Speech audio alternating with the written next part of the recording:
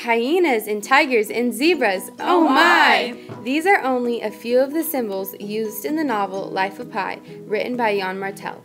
Symbolism is used to connect to elements which portray a different view on a greater topic. More than only animals are used as symbols in the novel, such as the sea, a lifeboat, and the game of chess. These objects are used by the author to portray two different stories that shows Pi's many struggles and his conflicting views on life. He was such an evil man. Worse still, he meant evil in me. Selfish, anger, ruthlessness. So the Taiwanese sailor is a zebra. His mother is the orangutan. The cook is the hyena, which means he's the tiger.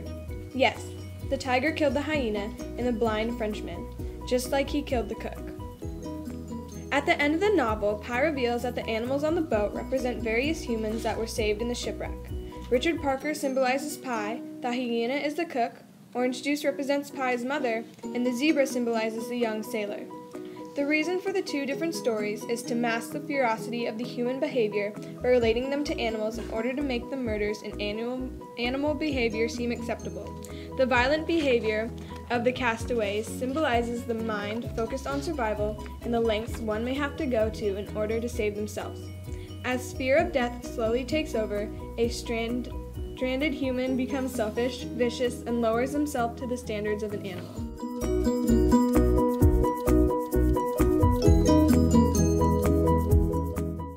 With just one glance, I discovered that the sea is a city.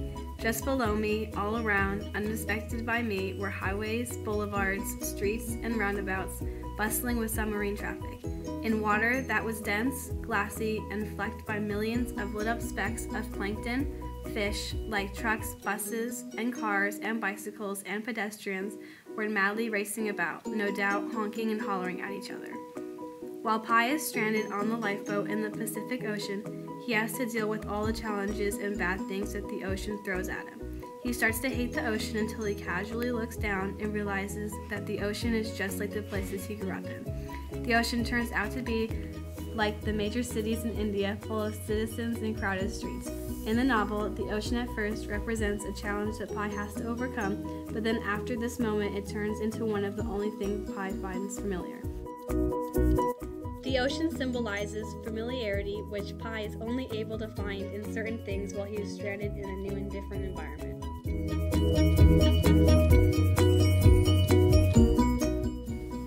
It occurred to me that with every passing day, the lifeboat was resembling a zoo enclosure more and more.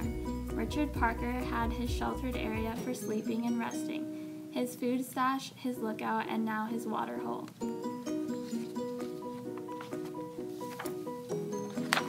The lifeboat symbolizes Pi's own world. He is the only one in it. It also shows his loneliness in society because he is the only human, and yet he finds it just like his old home, having a bigger connection with animals than with people. It is how he survives, also symbolizing hope. It is his protection against the vast unknown ocean.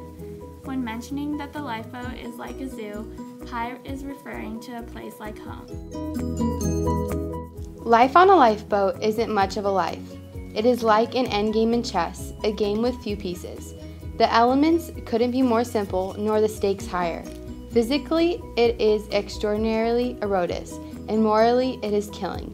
You must make adjustments if you want to survive. Pi is comparing a game of chess to life. Chess is a very difficult game, and one must be able to be very cunning and smart in order to capture the king. Pi is saying that is the same with life, and that in order to accomplish something, one must be smart and able to outsmart any obstacles that come their way. Pi is also describing how every move one makes in life will end up affecting them somehow in the future, just how every move one makes in a game of chess will affect their next move and their overall play in the game. To win a game of chess and to win at the game of life, one must force themselves to make sacrifices and make them think what the next move and points will do for them in the long run. The life given to one is not meant to be wasted, and neither should their next turn at chess, because even though both will challenge one, they will lead one to ultimate happiness if they play the game right. This iMovie is in accordance with the Multimedia Fair Use Guidelines and is for educational purposes only.